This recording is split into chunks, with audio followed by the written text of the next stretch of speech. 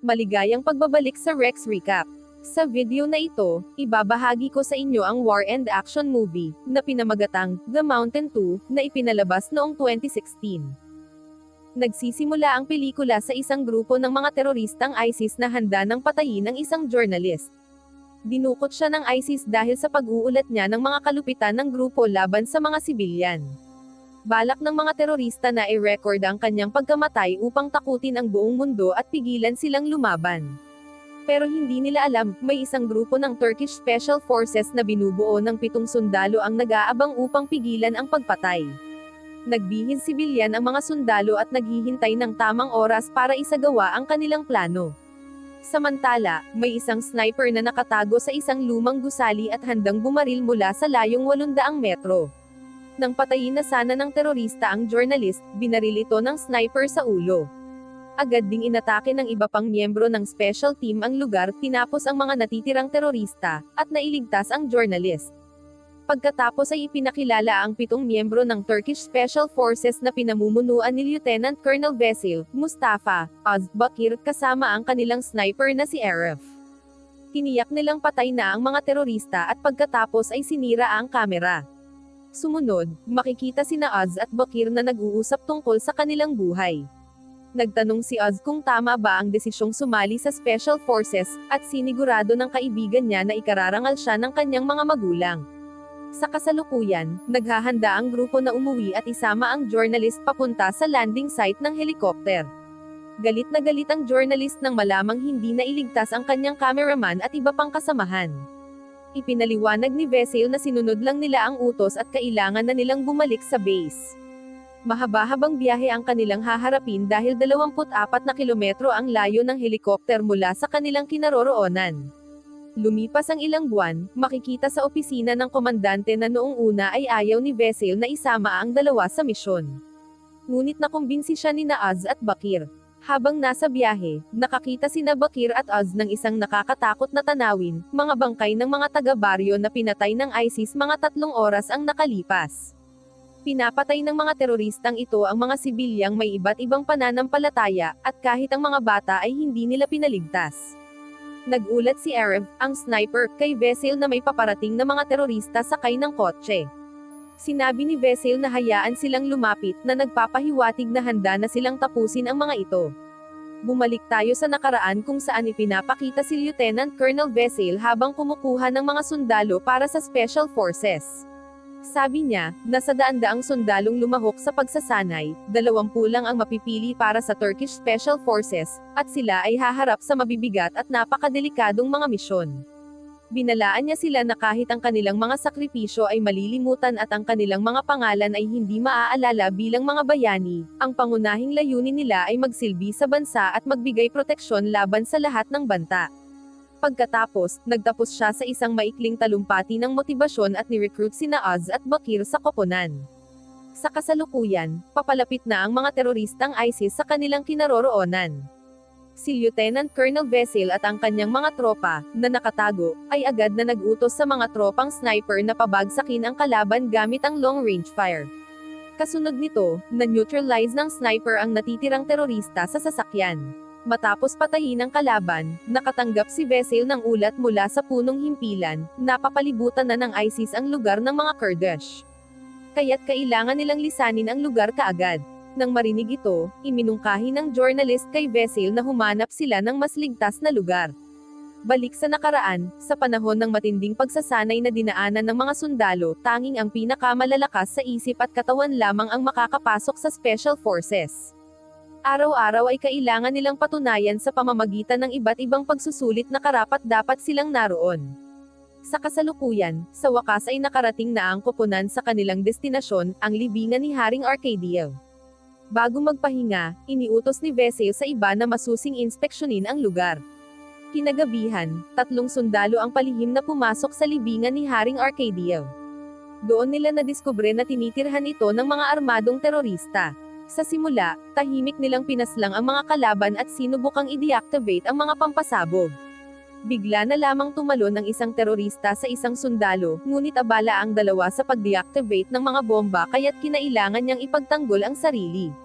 Sa kabutihang palad, na-deactivate nila ito sa tamang oras at nailigtas ang kanilang kasama.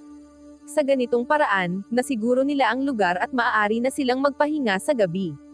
Kinabukasan, tinuruan ni Orf ang mamamahayag kung paano gumamit ng baril at ipinaliwanag kung ano ang ibig sabihin ng pagiging sundalo. Madalas, hindi siya makatulog sa gabi kahit nasa sariling kama na siya. Sinusundan siya ng mga mapang wasak na alaala ng digmaan habang siya ay natutulog, at sinusubukan siyang pakalmayin ng kanyang kasintahan. Ngunit alam niya kung ano ang pinasok niya at kailanman ay hindi niya pinagsisihan ang pagiging sundalo. Balik sa kasalukuyan, sinuyod ni Orf ang lugar at nag-ulat kay Musa na may mga teroristang may hawak na bihag, isang lalaki, isang babae, at isang bata. Pinagmamasdan nila ang sitwasyon at sinabi na hindi dapat baliwalain ito ng mga tropang Turkish. Nagpasya silang iligtas ang mga residente at lapitan ang mga terorista upang magsagawa ng sorpresang pag-atake, habang sasagipin sila ng isang sniper mula sa malayo. Sa ilalim ng utos ni Vesil, agad na nagpaputok si Aref sa isang terorista. Kasunod nito, pinaslang ng iba pang bahagi ng kanilang grupo ang natitirang mga kalaban sa lugar.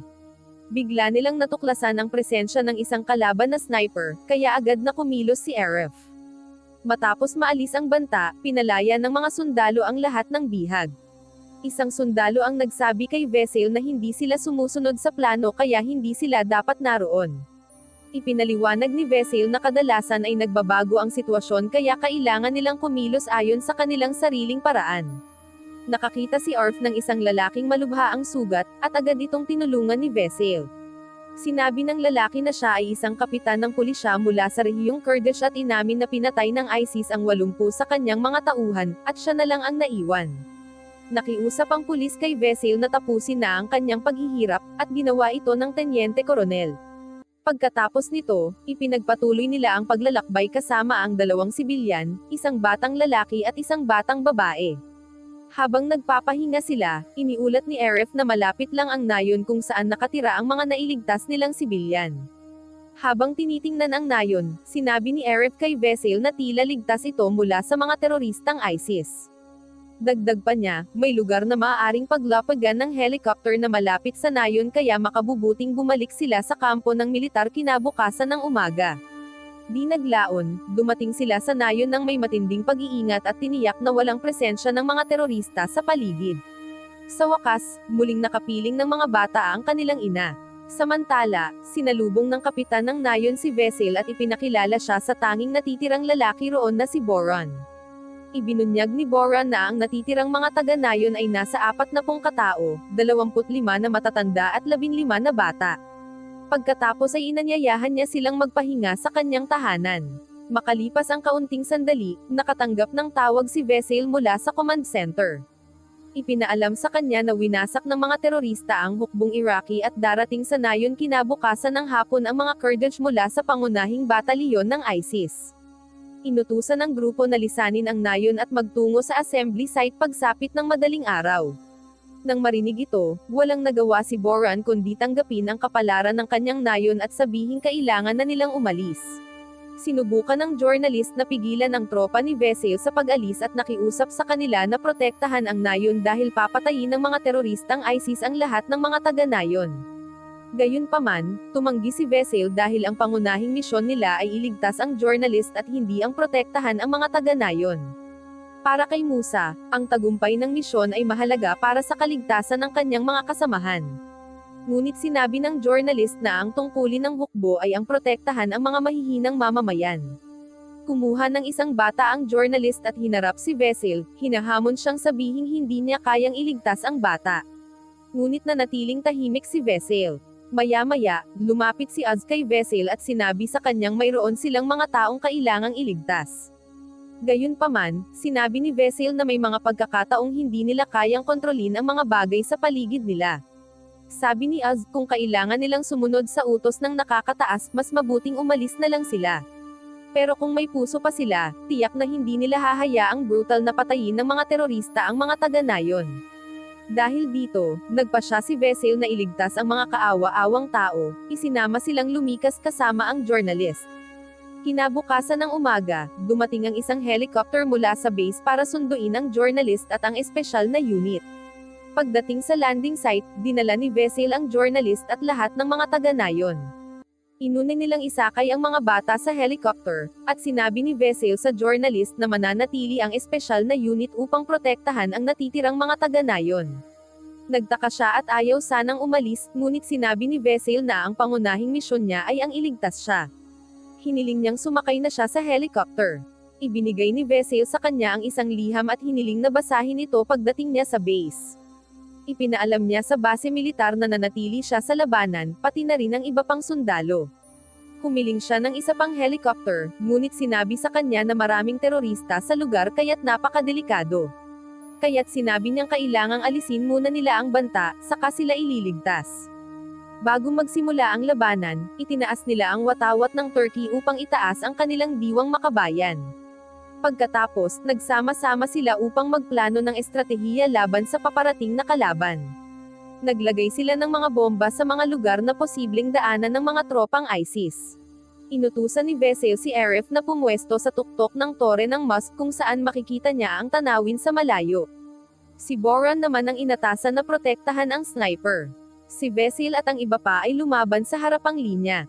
Isang sundalo ang inatasan sa gitnang linya, ngunit kailangan pa nila ng isa pang tao para magdala ng bala.